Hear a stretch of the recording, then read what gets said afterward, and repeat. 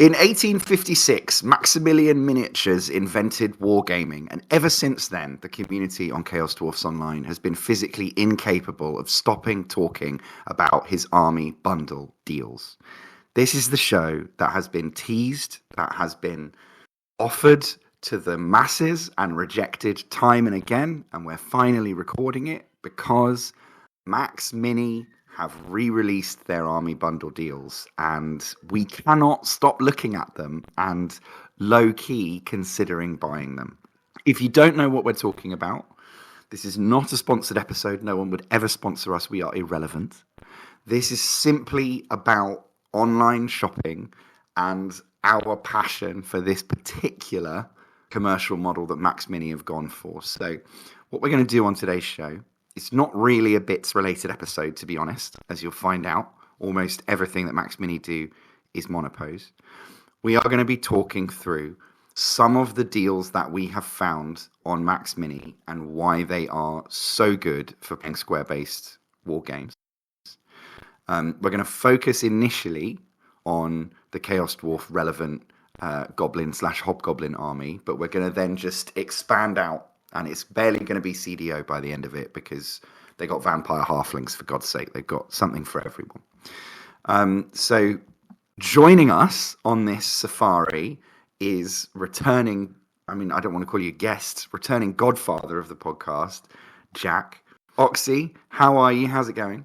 I'm very well, thank you, Chitz. It's nice to be back recording with you, gentlemen. I've been trying to keep up with what you guys have been doing. I haven't heard everything, but I have dipped in and out to the odd episode. It's been awesome that you guys have been keeping the Chaos Dwarf radio flag flying. But yeah, I'm good, mate. Just enjoying the Christmas break at the moment. Here's the season. So we are recording this in the most beautiful time of the year, in between Boxing Day and New Year's. And I think it's a time every year when the CDO community gets together and decides that they want to start back G-blogs, and that next year is going to be different and that they're going to paint 1 million models. And so that's the chat that's rumbling through the server right now as we record this. But of course, obviously with me as well is Reaver. Reaver, how are you? How's it going? Yeah, doing pretty well. Yeah, about, as we'll probably talk about, ready to pull a big ass purchase of Maxmini, so yeah, we'll let that flow naturally, but probably if it's in the online store, I'll probably be buying it. That'll be the moral of the story. Those are the rules. Yeah, ironically that would not cost you that much. So just for your hobby Christmas, Reaver, did the Christmas grot bring you everything that you wanted, or what's your hobby situation this Christmas time? So fortunately, got a big goose egg for Christmas, which kept my bat G sitting right at -50 for a fairly lackluster 2024 in terms of painting. But -50, I'll take that at least. So yeah, kept me right above that. So it didn't get anything, but that lets me kind of set free right on January 1st with a huge problem to try and eliminate over the course of that year. With some ridiculous. I find that a lot of hobbyists are their own best Christmas shoppers. Oxy, has that been the case for you this Christmas? Or Yeah. I've actually not had any Warhammer related. Well, I have had a Warhammer adjacent present I'll get onto in a minute, but I've not had any miniatures purchased for me this Christmas. I think sometimes my wife would say to me, like, I literally don't know what to get you.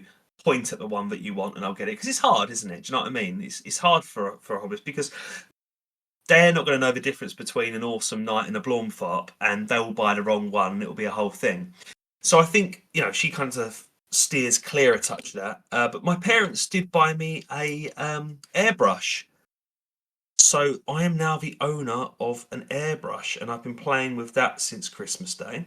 So I've already tried out doing some like zenithal shading as like an undercoat on models, and I've just today practiced doing a bit more than that, where I've got a wyvern for my orc army, and I've practiced like doing a bit of gradient on the kind of membrane on his wings to make it like darker in the edges and lighter in the middle and that sort of stuff.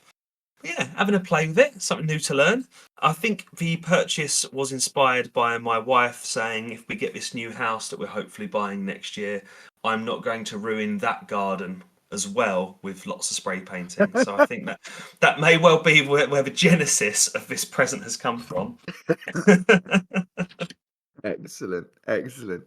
It is its own skill, isn't it? Airbrushing. I'm not particularly good with it, but I find the time pressure, like to always be doing a meaningful stroke, is a bit too stressful for me.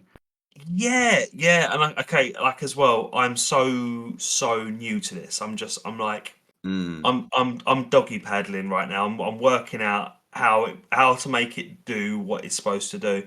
And I know people can do insane things with it. I follow a lot of the second edition 40k pages on social media and stuff, and you see people doing their Harlequin jet bikes with like stencils and crazy stuff and all that. But I'm still at the point where I've managed to block out some colours and something, and I've managed to do some Zenithal undercoating, which in terms of like workload has reduced. I would have normally have done, I don't know, when I'm contrast, I'm doing a little bit like my old Hobgrot blog.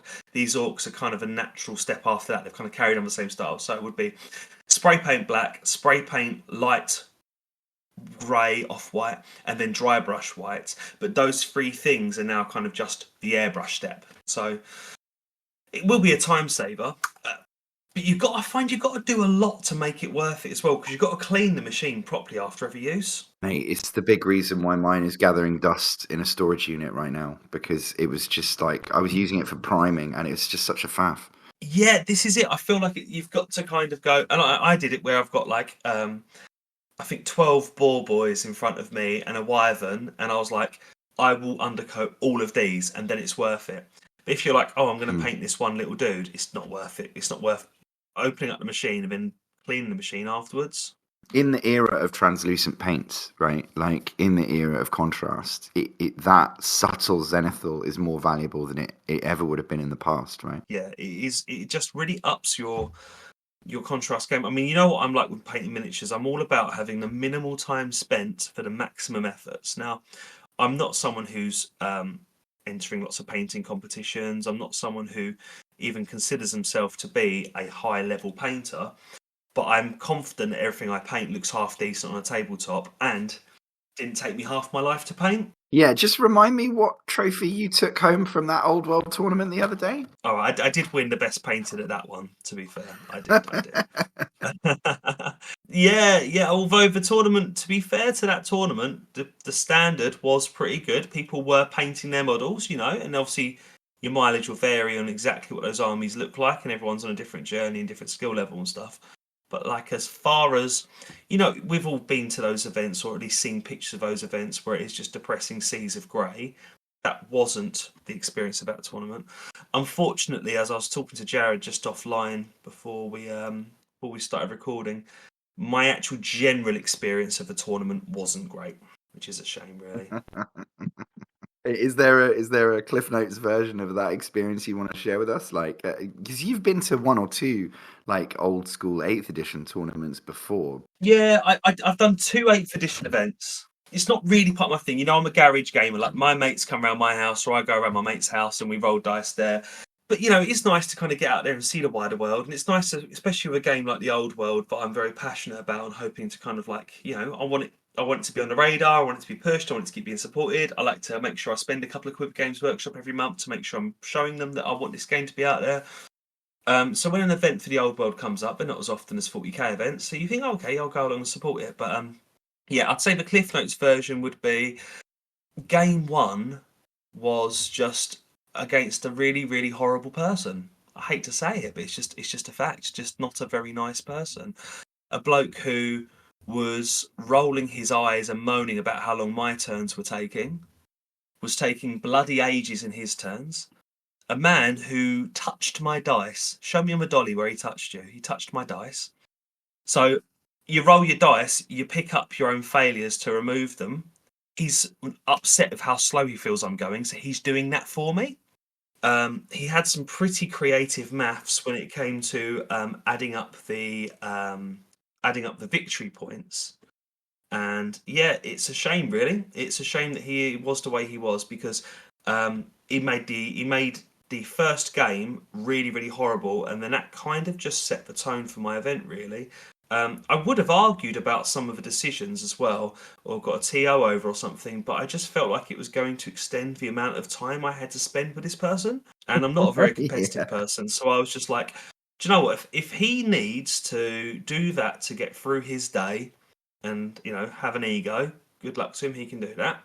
Now, my second game was against the tournament organizer, who was a really, really lovely bloke, really nice guy. Kind of guy you could easily share a couple of beers with and stuff. But his list was horrible. He had the dreaded vampire scream list. Oh, God. And yeah, proper net listy thing. And everyone knows it's a bit broken. So that's what he had. So that was a very one-sided affair. And then my third game was my best game, which was against a bit of a newbie, a guy who had played a little bit of Total War and had got into this Warhammer thing and had gone out and bought some models and went out to play a game. And I beat him, but it was like a decent game. We both gave each other a bloody nose. It was like everyone could leave that game with their head held high, having fun and having shaken hands and stuff.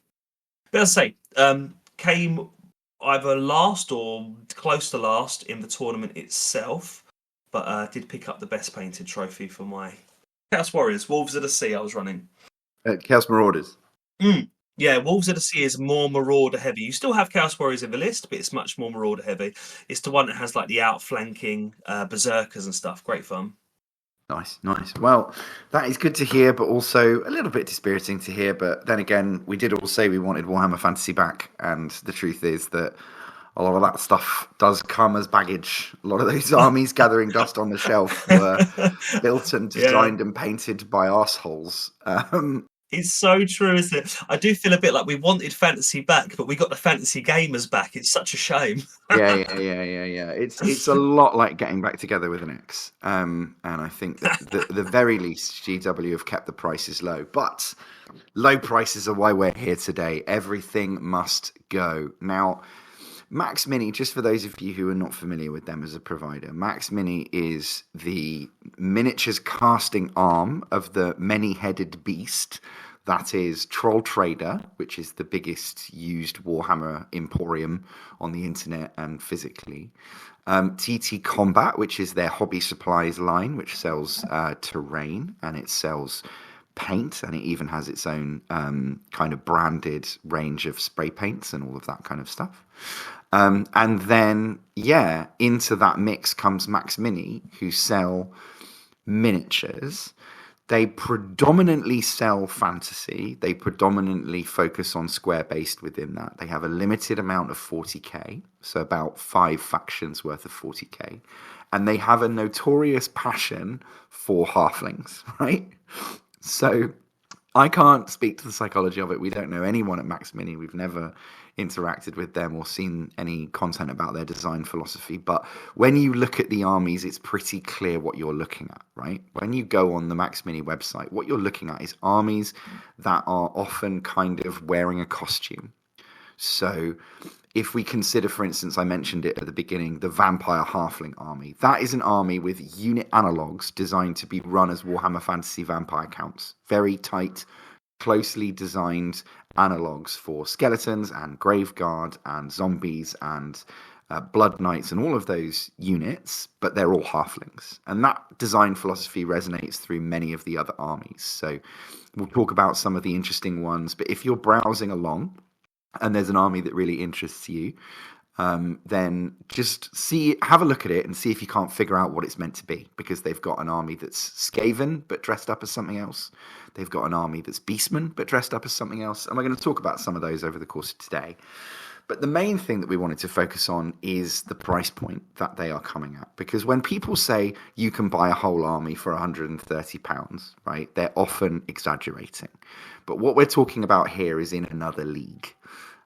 So, gentlemen, if we all turn to the Goblin army right now, this is the main focus and the real reason that the community started talking about Maxmini in the first place. Because what this Goblin army is a kind of Hobgoblin-themed, Hobgoblin-looking Orcs and Goblins list focused on, you could run it as common goblins, you could even run it as night goblins in some places.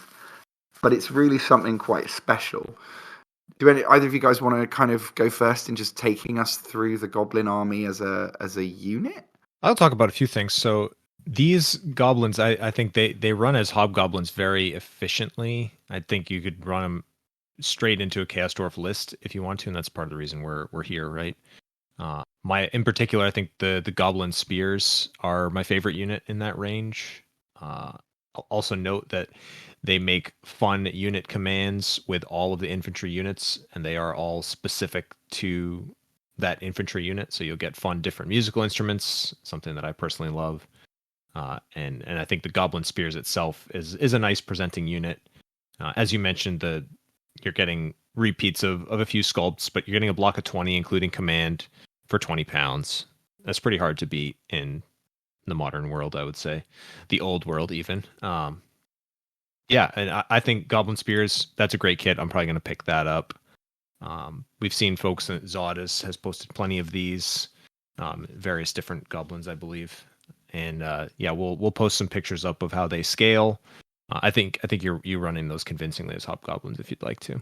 I think they've gone quite well with that design because they've managed to create something that is both passable as a goblin and passable as a hobgoblin without looking like it's trying to sit on two horses, one arse. It can easily work in a Chaos Dwarf army as well as an Orc and Goblin army. Yeah, I completely agree. And I've got some of them in front of me now. I've got about 6. I bought a bunch of characters for dual use in my greenskins. And they do have peaked hats, but they're not like aggressively floppy, but they are very clearly kind of curved at the top in the way that a classic 90s hobgoblin would look.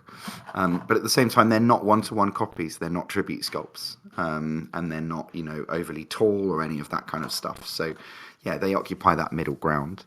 The other thing that's included in the box is they have that regiment called Knives. That is Sneaky Gits. It just is. It just is Sneaky Gits. There's no reason for you to have a square-based regiment of goblins armed with 2 knives each for any reason other than... of course, you could take them as goblins and use them as hand weapons. No one would mind. Maxmini, they send these messages out to the savvy purchaser by just saying, like, look, we just put it in there, and it's there. Yes, you've got 6 trolls in this box, so it's obviously you can run it as ONG. But also, you've got everything that you would need to run it as part of a Chaos Dwarf army. Or, if you don't know what a Chaos Dwarf even is, here's another regiment of infantry with hand weapons, right? Have fun. Enjoy it. They've even got a full regiment of netters and clubbers in that box, which is mad, because that's going back to, like, 5th edition.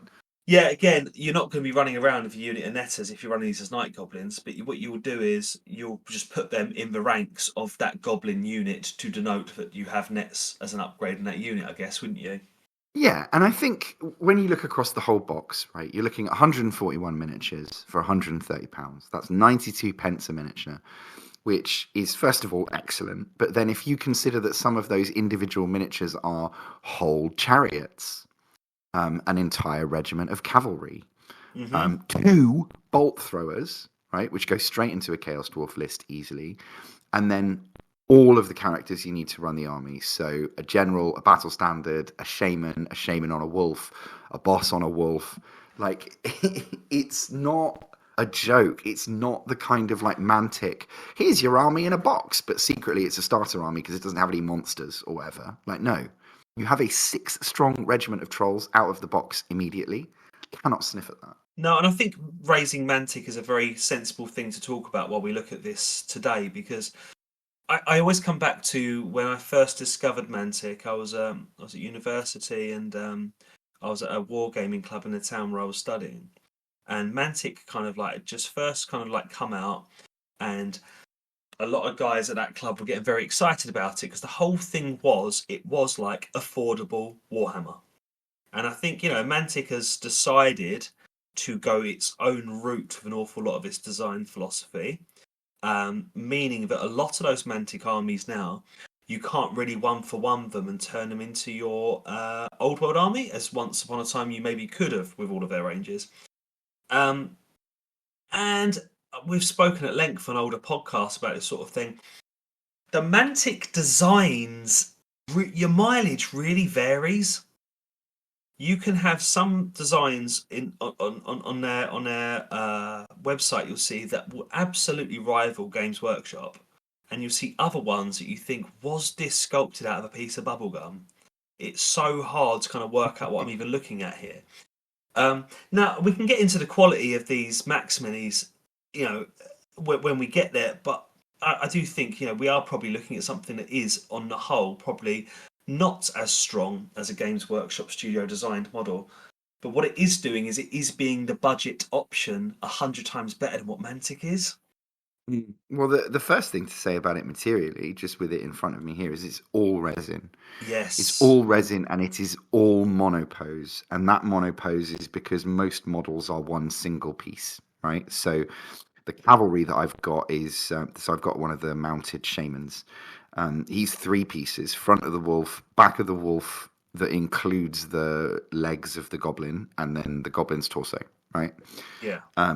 And from that perspective, like, if you don't like the way it looks on the box or on the website, you are not going to be resculpting these. Like, there are not modular heads. The heads are integral into the shoulders. You couldn't do anything other than snip off a hand and some parts of an arm. And in many cases, that's not possible either. Like, if I look at the battle standard bearer, for instance, the standard kind of eats into his cap as a single piece of resin. And part of the reason for that is to maintain cast quality.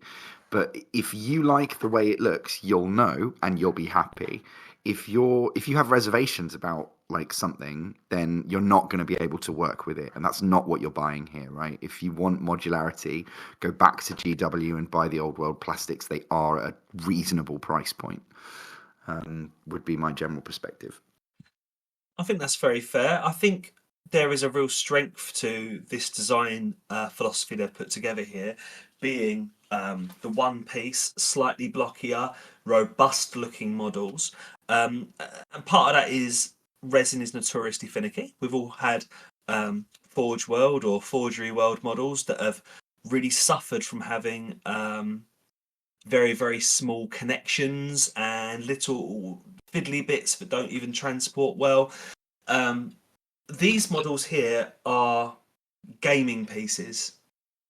This is not like your STL seller doing the guy standing on his tiptoes on a floating rock with lightning coming out of his hands, right? This is a goblin with a spear, and its silhouette is going to look like a goblin with a spear.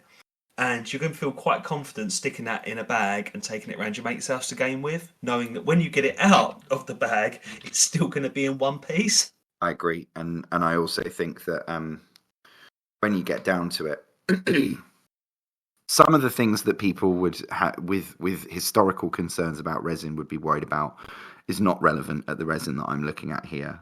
Like, in front of me now, when I look in detail at the underside of the wolf, there's a couple of bubbles. There's some very big mold gates, but there's not a huge amount of flash, which is quite impressive. Yeah. There's great detail on things like the toes. There's great detail on the wolf fur. And from that perspective, I just wouldn't worry about it. You're effectively buying monopose in the same way that you are if you buy metal. And from that perspective, like, it's the charm of it is the sheer volume of it, but also I think this Goblin army in particular, if you fit it into any Chaos Dwarf range, whether it's a modern printed one or whether it's the classics, it's going to look good and it's going to do the job that you want it to. No, absolutely. And if you want bits of modularity still in your life, the mixing and matching is fine. I have seen these Goblin chariots in the wild. I saw them at the event I was at. I was pretty sure it was these. I'm looking at the kind of chunky wolves. It was them. Had a plastic, sick-fed looking goblin army, but had these chariots knocking around with them. And it worked. Worked absolutely fine. So on the whole, like, just as a classic hybrid Greenskins and Chaos Dwarfs collector myself, this box is like, it's the hard sell, right? Like, 2 bolt throwers, guys.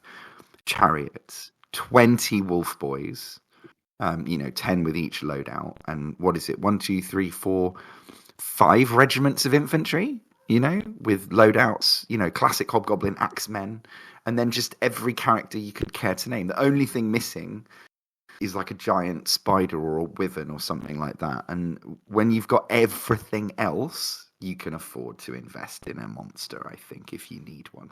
Me personally, I don't particularly like monsters, so Yeah, I mean, you buy that box, Chitz, and you've bought a goblin army. You're not, I've bought this box, so I've started collecting goblins. I've bought this box. I now have goblins. Completed it, mate. yeah, it's true. And at £130 in the modern day era, right? If you think about the big cool GW offer, it's the Bretonia or Khemri launch boxes. Those are £185 and you can't get them discounted. Now they have a rule book inside, but like what you got, like 40 skeletons in there, maybe 80 skeletons. I can't quite remember. I think 2 regiments of 20 of each. You know, they're getting up there, but the price point, you're whacking on an extra 50, 60 quid. And I think when you look at the volume discount you're looking at here, to buy this goblin army and then break it up into parts and sell off the bits you're not going to need, all this kind of stuff, you're going to be laughing all the way to the bank.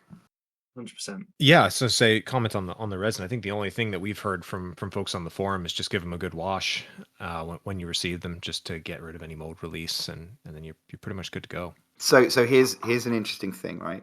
It's MDF bases, because TT Combat have a thing about MDF. Yeah. They arrive with MDF 20 mil squares, which is like almost a design statement in itself, because most of the models, those obviously 20s that they're on in the pictures, most of the models are a comfortable fit on 20s, but some of the characters would be happier on 25s just by foot span and stuff like that. But you can always stand them diagonally. But I hate MDF bases, but who cares? Like, a plastic base costs like nothing from Mantic, so it's easy peasy. No, absolutely. No, I was just thinking in terms of, someone who's playing Old World and wants to be on the new base sizes, or somebody who prefers plastic base, etc., etc. It's a small factor, a small extra little cost, but it's something people should be aware of, that they would have to, they'd have to do that, wouldn't they? Because you'd be buying a lot of bases as well. Do you know what I mean? Yeah. And all my early talk about base converters and stuff back when the Old World first came out, I've used the base converters now, and it's a pain in the arse. You're better off just moving over to new bases. Oh, is it really? That's annoying. Yeah, it is. There's a lot more in the game around reforming and changing the shape of your units than you kind of anticipate. Oh, yeah. Do you know what I mean? Unless you had base converters in lots of preset sizes, I don't know. It's why I've moved my orcs over. I finally bit the bullet. I don't know. I've got a real Stillmania thing about like just running the regiments in the formation that I've built them, but that's because, as you know, I'm a fundamentalist shed gamer, so I'm completely incapable of doing something for tactical benefit. Including painting any monster that's on something larger than a 50 mil base. But yeah, it's noteworthy, I think, because it also tells you that like these deals, this product line was conceived while Warhammer Fantasy Battles was deceased. Yeah, and absolutely. it was one of the things hammering on that market of untapped square based demand. And it just, they did it with simple MDF 20 mil bases, and that's what you've got, and that's what you'll get. But at the same time, the models, they're going to be happier on a 25. Every model is, really, in truth. But I think that just about wraps it up for the Goblin Army. But that brings us to the next part of our conversation, which is all the other army bundles. And actually, some of these are really quite exciting because there's some cool concepts in here. Just to give you an example that we're not going to talk about in much detail, there's £130 Pups of War army, which is what if 5th edition, 4th edition Dogs of War were all halflings. And that's it, right? It's got all of them. It's got like a halfling druid. It's got halflings with pikes. It's got halfling duelists. It's got a halfling witch hunter in it. It's got a halfling version of Borgio the Besieger, which, if you even know what I just said, you're already in love, right? It comes with 20 skeleton halflings to be the cursed company. It's mad. Oh, and by the way, their version of Bearstruck's bear men are called the Cubs. Cubs, brilliant. Oh my god! It's crazy how they literally just took the fucking Warhammer Armies book from 5th for Dogs of War, and they were just like, what if they were all halflings? And they fully executed that vision from end to end. So that's, you've got conquistador halflings, you've got everything you could possibly ask for to be recognized by a vintage gamer in resin. Now, just one thing that we didn't mention with the goblins that I should mention before we jump into it is the infantry regiments, as Reaver was saying. They are basically 3 monopose sculpts and then a full command. So there's 6 sculpts total, and 3 of them are repeated. If you look at the photography in the average Maxmini army, you will see that they actually pose them differently on the bases, and that gives the unit a good bit of variety. Just something about the product that we thought we should mention. They're all nice generic poses. This is not dynamic monopose, and as a result, they look great, in my opinion. You wouldn't even know. I had to really study them quite closely to realize they were all repeat sculpts, but they are, which is relevant. So with that out of the way, I mean, where do we want to start? Reaver, there's some armies in here that have definitely kind of rubbernecked you, and I think you've got a cart loaded up and ready to go. This sounds like a sponsored episode. I wish it was. We're going to pay I for wish all this was shit. a live thing, Chitz. We could have people voting on a... Reaver's going to press Do we check add to out. cart? Yeah, that's it. You've got to choose which tab he checks out on. Yeah.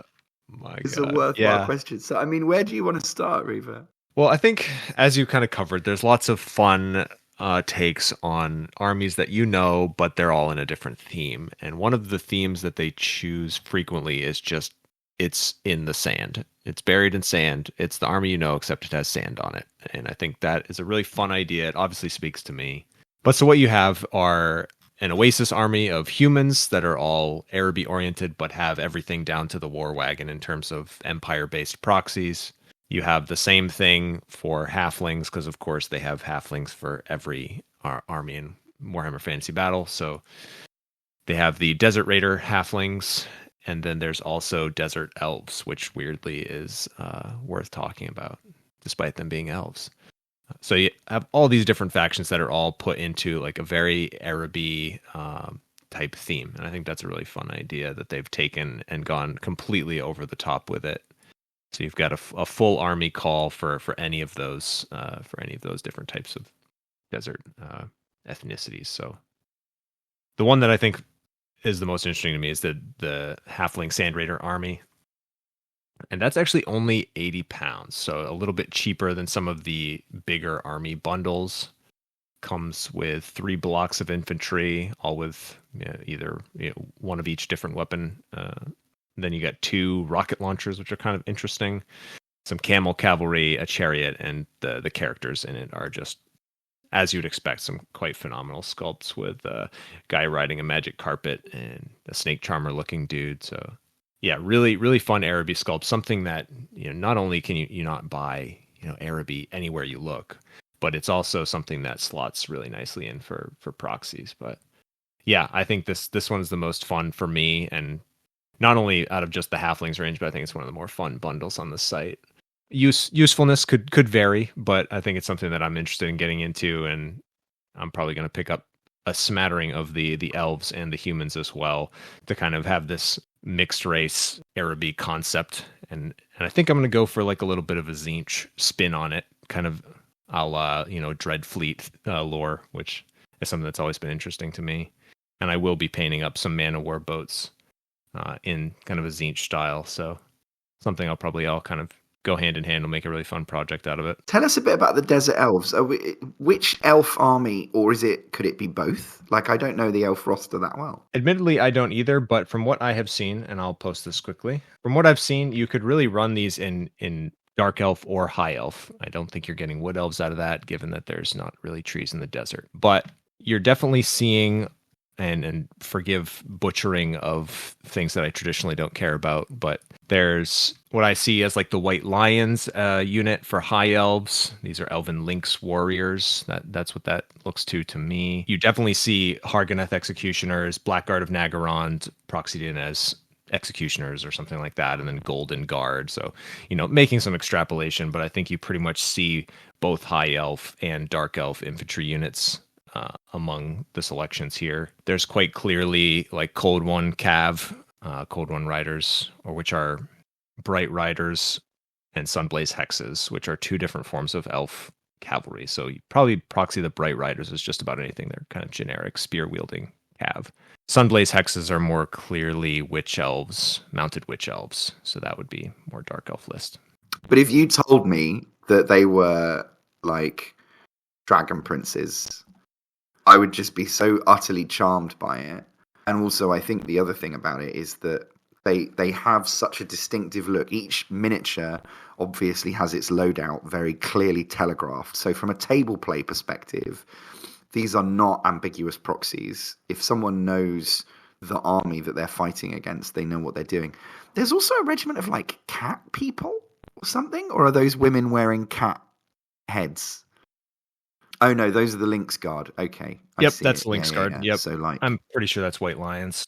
Yeah. I get it. So those are women under there. They're just wearing cat head helmets over the top of their heads. Their faces are visible underneath, I think. Yeah, well, that's fantastic. It's fantastic because it's two elven armies in a box, which I think is not something that I'm in the market for, but it's certainly something that gives you wargaming options, which is half the battle these days. Although, of course, there's no dragon.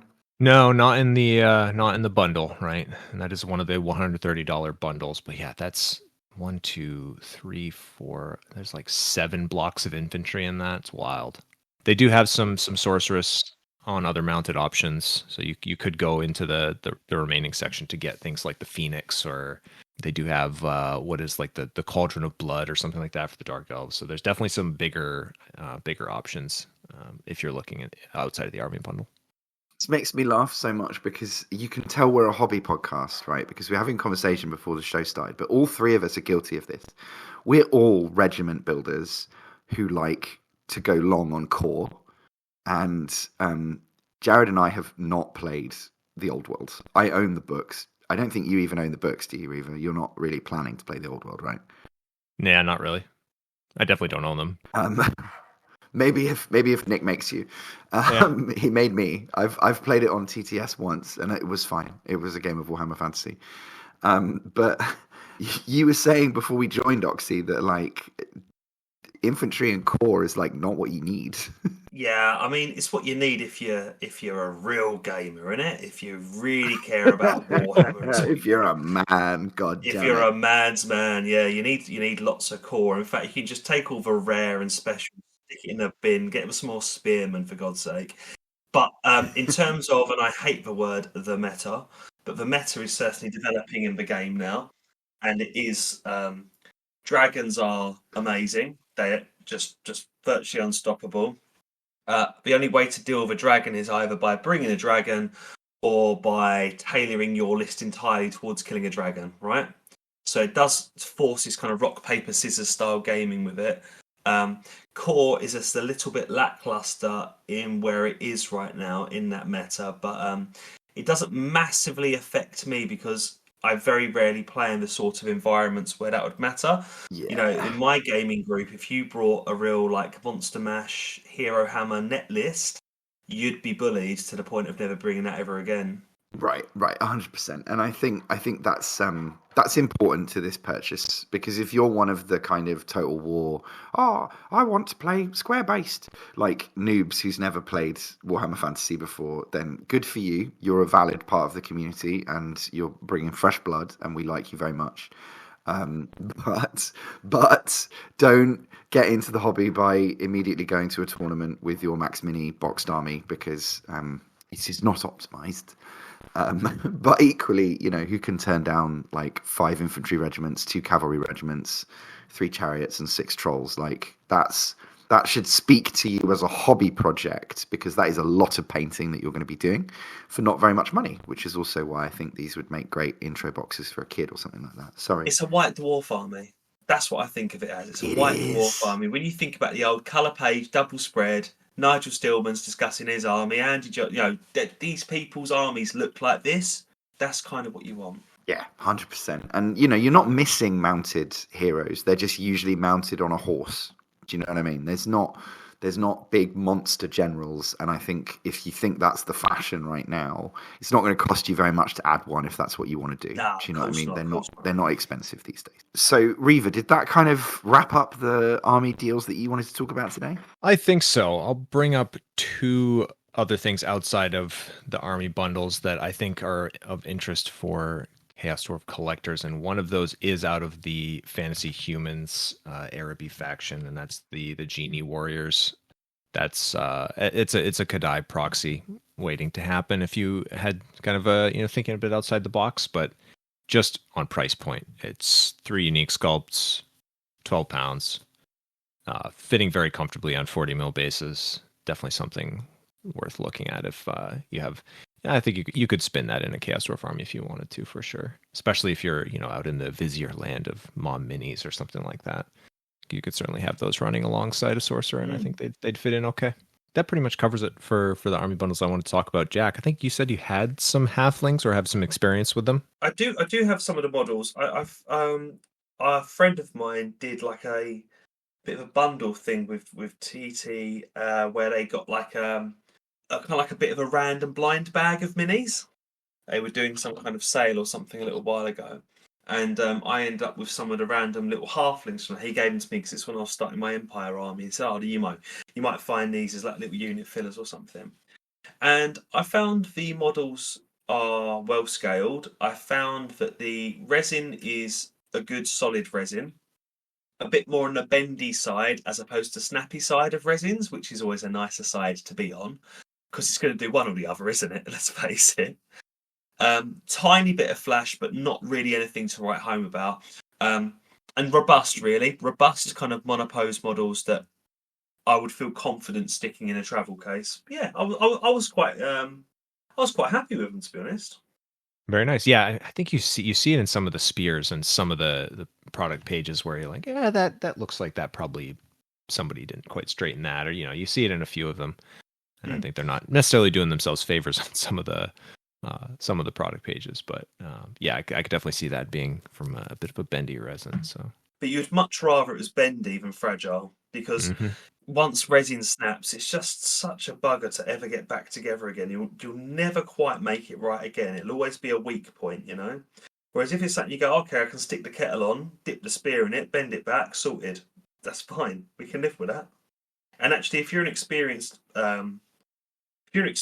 painter and modeler, like you're going to be used to handling resin and doing that sort of thing. And I think, although Chitz, you talked about how some of these could be a great intro army to somebody, I think their market's really going to be people that are already into wargaming, because people don't find Maxmini, do they? People find Warhammer, don't they? And then a few years down the line, they find this sort of thing. Yeah, but even then, like it does feel relatively absent from the conversation, which is why we force the meme so much and people are so impressed. We haven't even mentioned they've got orcs and dwarfs, like just straightforward orc and dwarf and ogre, like offers that are perfectly functional that could easily get you started, and then you could build around it. I think their dwarf army, it's not one we've really planned to talk about today, but I think it is one that is basically a Warhammer army out of the box that looks like Games Workshop's Warhammer. I mean, you just switch in some Skull Pass dwarfs and no one would even know. Hasn't got any of the kind of wackier things. I mean, like, hasn't got the cactus people and stuff like that going on. But if that reminds me, there you go, Reaver. Have a look at that one. I don't know if you ever played Final Fantasy VII back in the day, but that is instantly what I thought of when I saw those cactus people. Yeah, I will admit the cactuses are one of the things that I'm like, it kind of crosses a bit that I'm not sure how I'll use them. But when have you ever used a model to play a war game anyway, Jared? It's not a big deal. I did do the math, and even if I bought every single other kit in the Halfling Army bundle and didn't buy the cactuses, you still just buy the bundle. So it's an easy decision. Right. There's no contest. You could, if you really need a regiment of sneaky gits tomorrow, or for instance, a really good example is the Black Orcs, right? If you want a regiment of Black Orcs, then their armored orcs from the Orc army are really, really good. And I would say just buy that regiment. You don't need to buy 4 regiments, some boar boys, and some trolls with 3 different characters in it for £80. Although that is a pretty tasty deal. there is something to that whole question of skimming off the top of the Maxmini range that's almost like kind of not worth it. But there are a couple of examples of places where it's really great. And I think from that perspective, there's just so many options. They've got a lot of different bundles in this army bundles range. It was interesting because they went away for a while. The army bundles disappeared for about 6 months, maybe it was 3, maybe it was 6, because I remember, Reaver, you and I were like bothered by it because we were thinking about doing this show before and we were thinking about making these purchases before, but then suddenly they disappeared, right? Yep. Yeah. Probably the one saving grace for my Badgie 2024. 2025 Reaver's problem. That's what that is. Yeah, exactly. Oxy, there are some armies here that maybe you're not going to rush straight out to buy, given all of your hobby projects. But there's some stuff in here that's distinctive that caught your eye, isn't there? There's two I want to speak about. There's one which is an army of interest, which I would like to discuss. And there's one that I would describe as being a little bit more than just an army of interest, as in like a potential future army for me. So let's start with the one that I would consider to be just an army of interest, which is the Frog People. There we are, Frog's Army. This is one of their £80 ones, so it's a slightly smaller price point. But in terms of what you are getting for £80, you are getting 84 miniatures, which, even by, buying Hobgrots circa 2018 or whatever it was, that's still a very, very good deal. Probably about 2020 more, wasn't it? But you know what I mean, right? It's still a very, very good deal. Now, this is interesting because what they've done is they've clearly decided that the frogs are their lizard men, right? It's quite clear it's for lizard men because you can see they've got the rank and file frogs. They've got the kind of frog croxygores who they've called froxygores. They know what they're doing. They've got the blowpipes on some of the frogs, and they've got these kind of big dimorphodon looking things, salamanders, which again appear in the list. Now, one of the reasons why this interests me is because Aztec frogs are not unknown to Warhammer fans. I mean, the Slann exist, and if you cast your memory back really far, Slann was an army before. They actually had little skinny frogmen running around as units back in the old days of Warhammer. So it's quite a nice little nod to that.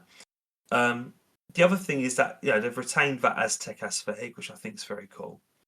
I do think, though, again, this is me being both hobbyist and having a foot in the gaming camp as well.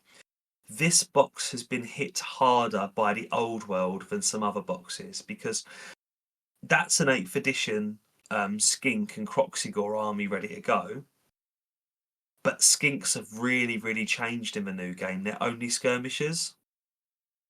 And you're not really seeing those skink armies. The old model of croxygores joining skink units has gone as well. And I mean, I can think back to actually an army that Michael ran when we did our Chaos Dwarfs offline. You could make a lot of his Lizardman army that he ran that day using the contents of this box, but that army wouldn't be a very viable old world army now, which is a bit of a shame, really. Yeah, I think it's really interesting because as one of the smaller deals, what you would be doing by buying the frog armies, you'd be buying the skink part, if that makes sense. Like, absolutely. You would then, your aesthetic would be, my skinks are fat little frog people that are really cute and they have chubby little faces. And that's great. And then you could just put straight mainline Saurus directly into that army and they would look fine alongside one another. And you wouldn't want to use the frogs as Saurus, in my opinion. No. But even though this is a great bundle, that's probably too many skinks for like 90% of armies now.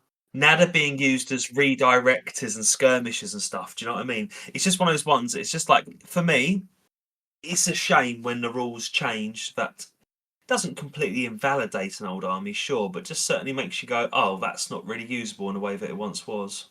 Challenge is that they're stuck in a PDF, right? Because everyone knows that Empire Infantry sucks, but at least they've got an arcane journal coming that might change the game for them.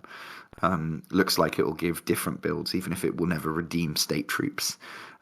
There's something to be done there. Whereas I think especially for Skaven Lizardmen, obviously Chaos Dwarfs, but I would say for Skaven and Lizardmen, those are the PDF armies that have fallen the furthest along with vampire counts, but vampire counts are obviously competitively really scary and ugly and unbalanced, and not likely to get fixed either. So from that perspective, I think it's, for those two armies in particular, it is a bit of a sad tale of the old world. But you don't have to play Tau, right?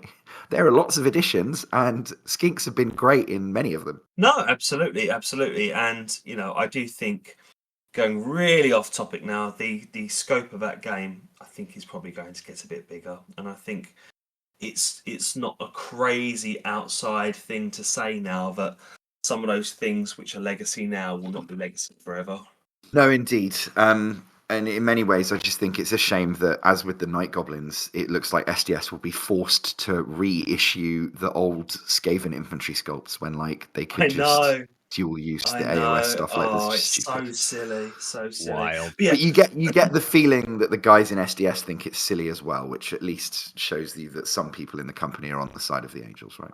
Yeah, absolutely. Now, the other one I wanted to talk to us about was another £80 bundle. It's hilarious. You guys have gone to me, hey, here's the cheapest miniature collecting website we can find. So I've naturally gone, what are the two cheapest boxes they sell? And gravitate straight to them.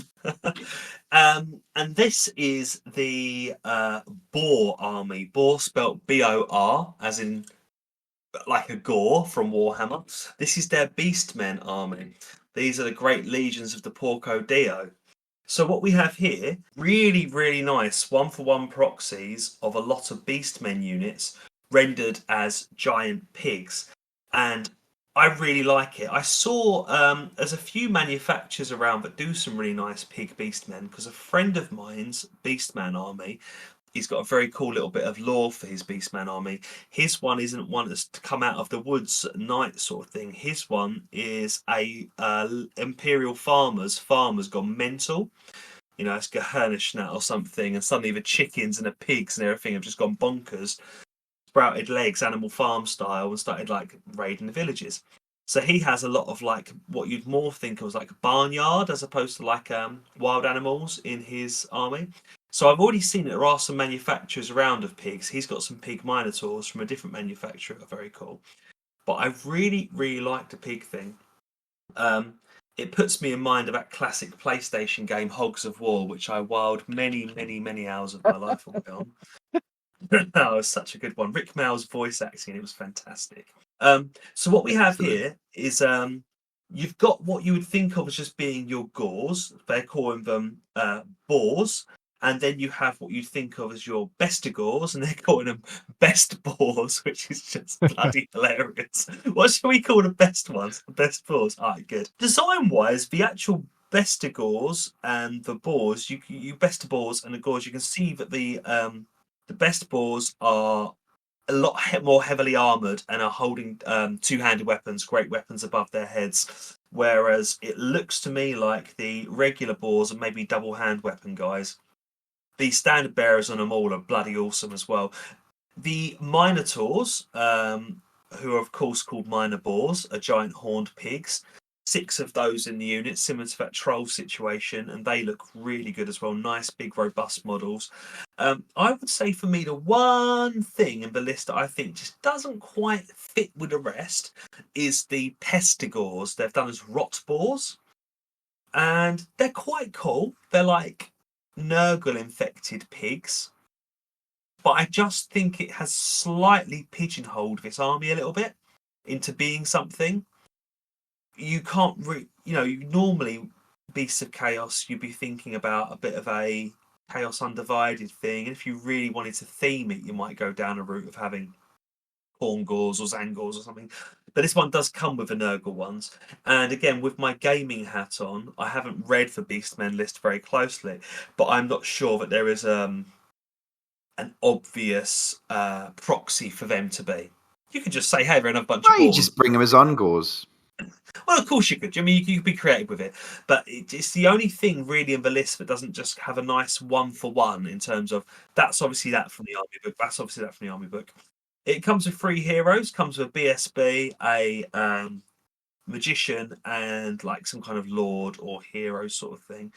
But this is the one that I'm seriously considering being when I eventually have a Beastman army, my Beastman army.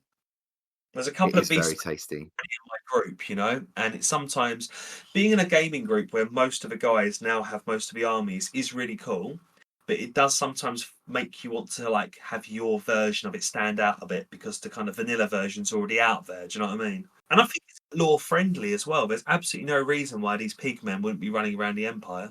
Completely agree, and I also think that you know, you could almost cross some of these over into Warriors of Chaos if you wanted to, right? If you were ever looking, and I think you're already well suited in this, but like any of these could be proxied not as Beastmen, but just as Marauders, right? Like with confidence. Oh, definitely. I mean, your rot boars there could easily be Forsaken or something, couldn't they? Oh, I was just thinking Forsaken, just because there's even a tentacle arm in there, and like, yeah, they've got some Nurgle look to them, but I feel like there's not as much if you try and ran with them as mutated Forsaken. That'd be kind of fun. Yeah. Do you know what I would be most tempted to do is to just mix them in. There's 40 pigmen I there. completely agree. If you have a couple with tentacles knocking around, on the box art they're painted green, so it's really obvious, right? But if you were to paint them in a similar style to the ones they're around, they would just slot in. They'd just be slightly more mutated than their mates. Now, coming like similar to the Frogmen thing, where it's like, hey, this answers Skinks, but doesn't really answer Saurus. This one as well kind of really answers Gores, but doesn't really answer Ungores. So you'd have to get creative with what you do about that. I don't know, get like see if we've got like a Winnie the Pooh collection, you can get some little piglets or something running around to be your Ungors. Or there's always just having Ungors and going, hey, my big guys are pigs, my little guys are not. There are ways around these things. I'd be tempted, again, being thrifty, to just do something totally different and get something else that's alternative and little and gribbly. Maybe like one of my favourite Games Workshop kits is the goblins from the Hobbit film. They are just the best ubiquitous little gribbly smelly blokes that can be, and they've been used in so many of my projects for various things. They'd be great little Ungors for this army. If you're feeling fancy, you can even get a bit of green stuff out and get them a little pig nose each. Do you know what I mean? Have you ever heard someone talk themselves into several £100s of purchases faster, Reaver, than what Oxy just did to himself, uninterrupted? Yeah. It's nice. It's nice to let the listeners hear it happen live, isn't it? That's it. But I think that's the joy. And I think that's the thing, because what you're getting when you browse the Maxmini website is you're getting just an incitement, just an inducement, just a red rag. And if you're a hobbyist and you've got the hobby bug, then I've taken care of your core for you is a really nice thing for a supplier to say. But in particular, they do little touches that I really enjoy. They always give you 6 of the monstrous infantry, right? Or almost always. And in the case of the boars, for instance, you get 6 minnow boars. And that's really useful because you are not being sold a razor and blades thing. You're probably taking at most 6. In a lot of games, at lower points values, you're taking 3, and that's fine.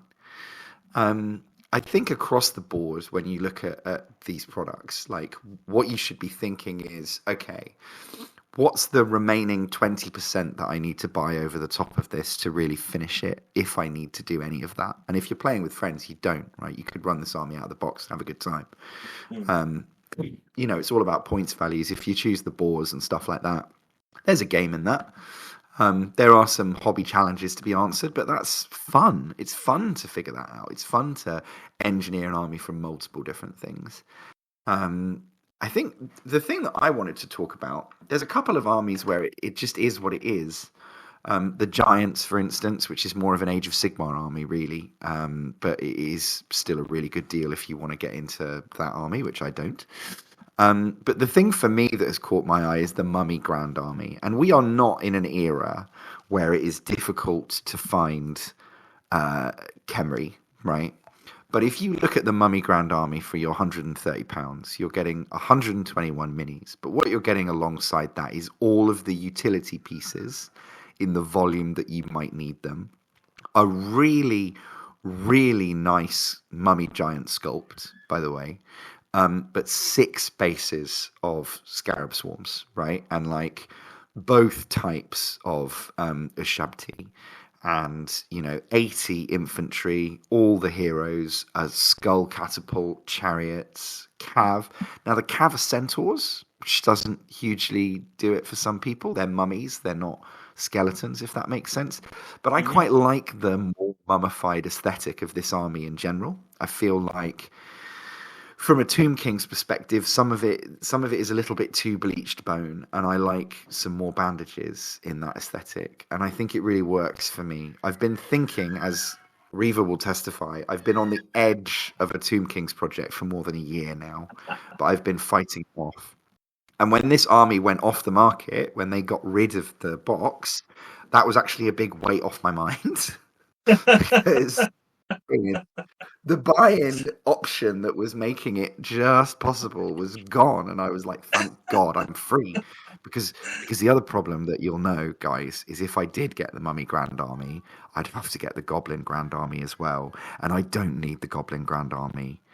Most of our listeners will be aware I don't need any more goblins, but they look great, and that's why I've got 6 of them in front of me now, because I just bought the characters just to test the waters, just to see when they did a sale on the individual characters. But the Mummy Grand Army I think is great because you can buy into live Tau if that's what you want.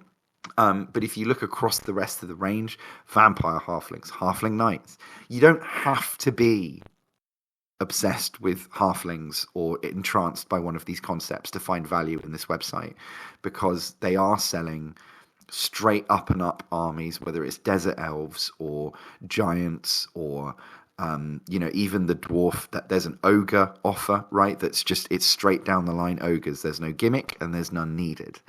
In that kind of environment, I just think it's definitely worth taking a look, and that's all you should really feel the pressure to do off the back of this conversation, is just let yourself get a sense of what your options are. And if you buy one of these boxes, you only have to buy a couple of things over the top.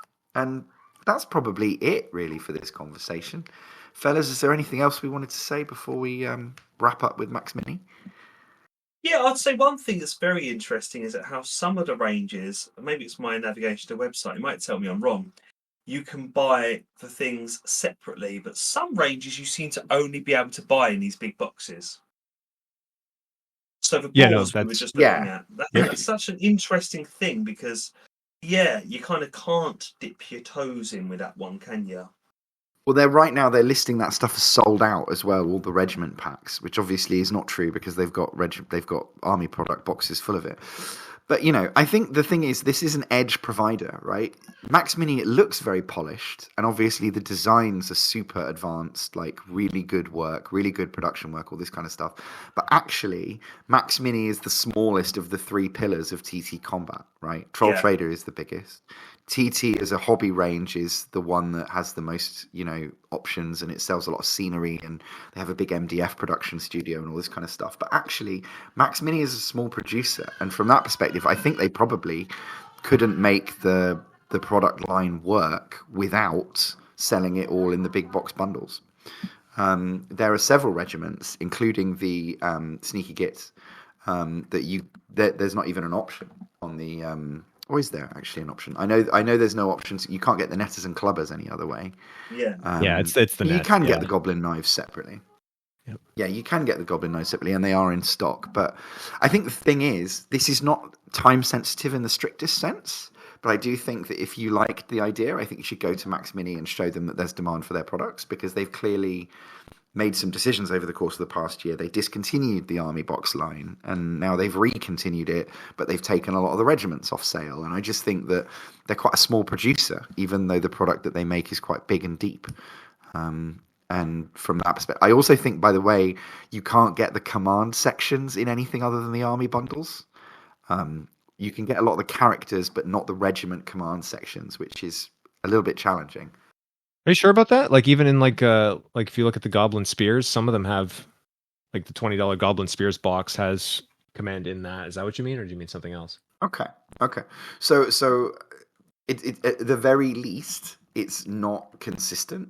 Yeah, because that's true. If you look at the knives, then that is, you only get 10 models for £12, and you don't get the command. Interesting. It looks like with the spears, you're absolutely right. But then the way that I got into it is I was looking at the mummy cavalry, right? So if you buy the there's a command option and a non-command option, right? It's just mixed. It's just complex. There are some things that you can only get in the bundles, presumably because demand for them is so low, and 20 netters and clubbers is probably on that list. And then the same thing is true. There are some projects that are kind of a bit unfinished. Like the boars are great, but they are unfinished, right? That is not full range, and they may not get finished. And from that perspective, I think it's about whether the project to you looks like a good jumping off point or not. Yeah. Well, I think that that probably covers everything then. Yeah, we hope you enjoyed Oxy's Christmas return. We certainly did. Thank you very much for making the time, Oxy. Oh, it's really nice. It's tough on us as a community, but you know, it's time zones is the big thing that's keeping the Brazen lads apart. The YouTube rumors of scurrilous drama between the four of us are entirely unfounded. No, absolutely. Chitz did sleep with my wife, but I forgave him. It's fine. The thing is, I was asleep the whole time, so it was only true on a technicality. But look, the facts are that Maxmini have put these incredible deals out there once again. They've got all things. They've got a Talon Desert Raiders army. They've got a lot of really good-looking Leman Russ proxies.